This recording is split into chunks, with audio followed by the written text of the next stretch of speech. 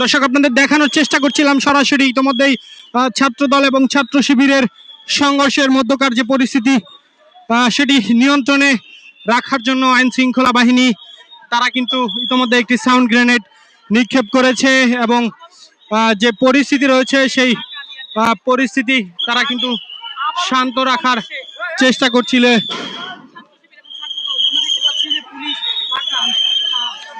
এবং সেই সাথে আমরা দেখতে পাচ্ছি যে এখানে আবারও কিন্তু ছাত্রদল এবং ছাত্র শিবিরের ধাওয়া পাল্টা ধাওয়ায় তারা কিন্তু মেতে উঠেছে।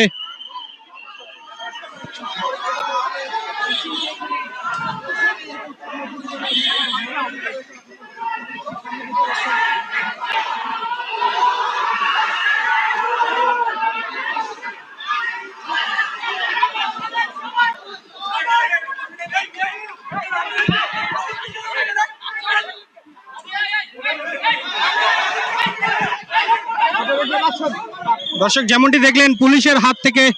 লাঠি ছিনিয়ে নিলেন এক